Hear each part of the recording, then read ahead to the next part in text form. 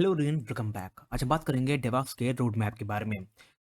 Road map को बताने से पहले मैं आपको एक चीज़ बता दूं, जो डेवऑप्स है ये बेसिक यानी कि फ्रेशर लेवल की जॉब नहीं है। यहाँ पे आपको पास 2 साल का 3 साल का एक्सपीरियंस मांगती है कंपनी, और कंपनी उन्हीं को हायर करती है जिनके पास डेवऑप्स में एक्सपीरियंस हो, क्योंकि इसमें बहुत सारी टेक्नोलॉजीज होती हैं, बहुत चीज़ें होती हैं कि जो फ्रेशर अभी स्टार्टिंग से अगर मान लीजिए ग्रेजुएट हुआ है बीसीए एमसीए करके या बीटेक करके, तो वो उनको कंपनी हायर नहीं करती है। ठीक, आपके पास जितने भी सर्टिफिकेशन हो, आपने जितने भी सर्टिफिकेशन किया हो, डब्ल्यूएस में किया हो, चाहे वो नेटवर्किंग में किया हो, बट कंपनीज हायर करती हैं सिर्फ जिसके पास एक्सपीरियंस हो। चलिए स्टार्ट करते हैं डेवऑप्स के रोड मैप के बारे में।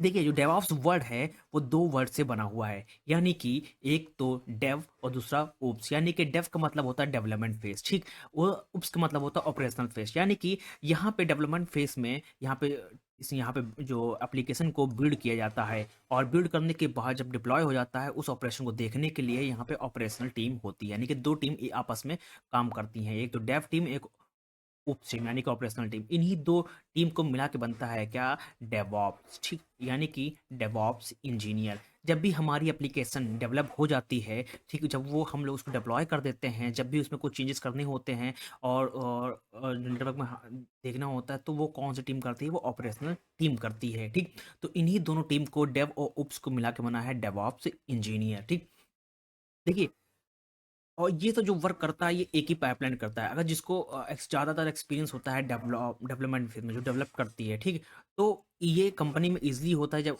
ऑलरेडी डेवलपमेंट एक्सपीरियंस होते हैं, जो पर्सन यहाँ पे काम कर रहे होते हैं वो एक्सपीरियंस होते हैं, तो इजीली होता है कि जब भी न्यू वर्जन बनते हैं, उनको कंट्रोल करना, उनको ऑपरेट करना, वो बहुत ज़्यादा ईजी हो जाता है। वो कौन सी टीम करती है? वो ऑपरेशनल टीम करती है। तो चलिए स्टार्ट करते हैं बेसिक से कि क्या आपको सबसे पहले आने चाहिए। देखिए, डेवऑप्स सीखने से पहले सबसे पहले आपको एक प्रोग्रामिंग लैंग्वेज आनी चाहिए। ठीक, तो आप कोई भी प्रोग्रामिंग लैंग्वेज को सेलेक्ट कर सकते हैं, चाहे वो पाइथन हो, रूबी हो, गो हो, रस्ट हो, जावास्क्रिप्ट हो, नोड जेएस हो। ठीक, इन में से कोई भी आप एक प्रोग्रामिंग लैंग्वेज को पिक करिए। इनके सिंटैक्स क्या होते हैं, फंक्शन क्या होते हैं, वो कैसे काम करता है, ठीक, वो सब आपके बारे में इंफॉर्मेशन होनी चाहिए। जैसे कि इसके सिंटैक्स, ठीक, उसके ऊप्स, लाइब्रेरी से कैसे काम करना, फाइल के साथ कैसे काम करना, फाइल हैंडलिंग, ओवरऑल पूरे कॉन्सेप्ट आपको आने चाहिए। उसके बाद आगे मूव करते हैं, तब हम लोग सीखते हैं यहाँ पे ओएस कॉन्सेप्ट। यानी कि ओएस आपने कॉलेजों में अपने आपके सब्जेक्ट्स होंगे ऑपरेटिंग सिस्टम, तो उसमें आपने देखे होंगे कि ओएस की बेसिक्स, प्रोसेस कैसे होते हैं, कैसे सीपीयू हैंडलिंग क्या होता है, प्रोसेस सिंक्रोनाइजेशन क्या होता है, डेडलॉक क्या होता है, मेमोरी मैनेजमेंट क्या होता है,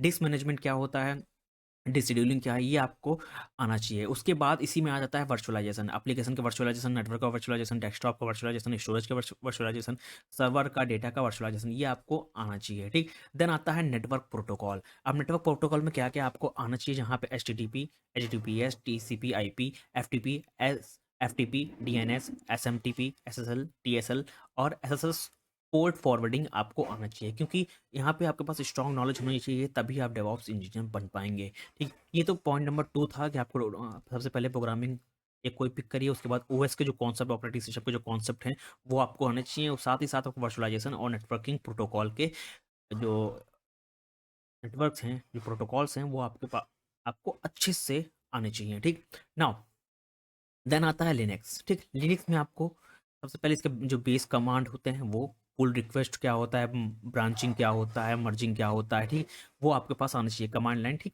देन उसके बाद इंपॉर्टेंट है बैश और शेल स्क्रिप्टिंग। उसके बाद है पैकेज मैनेजमेंट, नेटवर्किंग टूल्स क्या होते हैं, सिक्योरिटी कॉन्सेप्ट क्या होते हैं, ये आपको यहाँ पे लिनक्स में आना चाहिए। ठीक, नाउ क्योंकि जो सारा खेल होता है वो लिनक्स पे होता है। ठीक, तो आपके पास जो सेल्फ स्क्रिप्टिंग हो, बैश, वो ये तो ज़रूर आना चाहिए। साथ ही साथ आपको जो नेटवर्किंग टूल्स हैं और सिक्योरिटी कॉन्सेप्ट हैं, वो आपको आने चाहिए, और इसका जो नॉलेज है वो अच्छा खासा होना चाहिए, स्ट्रॉन्ग होना चाहिए। ठीक, देन उसके बाद इंपॉर्टेंट है आपके नेटवर्क प्रोटोकॉल्स। ठीक, इसी में नेटवर्क प्रोटोकॉल्स में क्या क्या आना चाहिए, मैंने ऑलरेडी आपको कवर कर रखा है कि F T P, H T P, S S L, S S L, T S L, D N S, ये आपको आना चाहिए। ठीक, और वो ऐसा ही मॉडल कैसे काम करता है, ठीक, ये सब आपको आना चाहिए। देन आता है क्लाउड के बारे में। अब यहाँ पे क्लाउड क्लाउड प्रोवाइडर और सर्वरलेस के बारे में आपको पता होना चाहिए। क्लाउड प्रोवाइडर जैसे कि हो गया AWS, Google cloud, digital ocean, ठीक, अलीबाबा क्लाउड, हेरोको हो गया, ये सब, और माइक्रोसॉफ्ट एजर, ये आपको आने चाहिए, ठीक। जो डिमांड में चलते हैं जैसे कि AWS हो गया, माइक्रोसॉफ्ट एजर हो गया, ठीक, गूगल क्लाउड हो गया, ये फेमस हैं और ये बहुत कंपनीज इस्तेमाल करती हैं। ज़्यादातर कंपनीज जो इस्तेमाल करती हैं वो माइक्रोसॉफ्ट एजर इसका इस्तेमाल करती हैं, ठीक। देन सर्वरलेस में बात की, AWS लैम्बडा क्या होता है, क्लाउडफ्लेयर क्या होता है, एजर फंक्शन क्या होता है, नेटलिफ क्या होता है, GCP फंक्शंस क्या होता है, इनके बारे में आपको नॉलेज होनी चाहिए, ठीक। देन आगे मूव करते हैं। देन आपके पास यहाँ पे जब सब आपने क्लाउड के बारे में जान लिया, उसके बाद आपने लिनक्स के बारे में जान लिया, ठीक, OS कॉन्सेप्ट के बारे में जान लिया, नेटवर्क प्रोटोकॉल्स के बारे में, सिक्योरिटी कॉन्सेप्ट जान लिया। देन आता है कॉन्फ़िगरेशन मैनेजमेंट। यहाँ पे आप जैसे कि शेफ पपेट क्या होता है, इनके बारे में आप इंफॉर्मेशन लेते हैं। देन आता है CI/CD टूल्स, ठीक। अब यहाँ पे जो सबसे ज़्यादा फेमस होता है वो होता है जेनकिंस, ठीक। जेनकिंस और गिटहब एक्शन, ये बहुत ज़्यादा फेमस है। जेनकिंस तो बहुत ज़्यादा इस्तेमाल कर, बहुत कंपनीज यहाँ पे इस्तेमाल करती हैं और इसका बहुत ही ज़्यादा इंपॉर्टेंट ये होता है, ठीक। ये कैसे वर्क करता है, कैसे डिप्लॉय करते हैं, ये सब आप यहाँ पे सीखेंगे, ठीक। बाकी भी हैं जैसे GitLab CI, drone, Travis CI, circle CI, team city, ये इनकी आपको नॉलेज होनी चाहिए। कंपनी पर डिपेंड करता है वो क्या इस्तेमाल कर रही है, ठीक।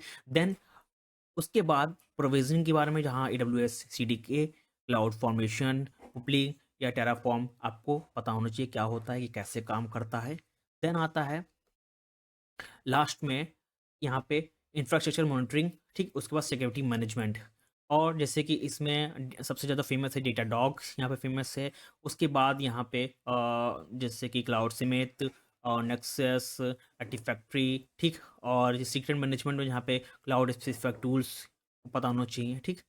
और देन लास्ट यहाँ पे आता है कि आप जैसे ही सब कुछ सीख लिए, अब क्या आता है कि मॉनिटरिंग करना, मैनेजमेंट करना, गिट ओप्स का लगाना, सर्वर को मर्ज करना, ठीक, ये यहाँ पे इंफॉर्मेशन आती हैं, ठीक।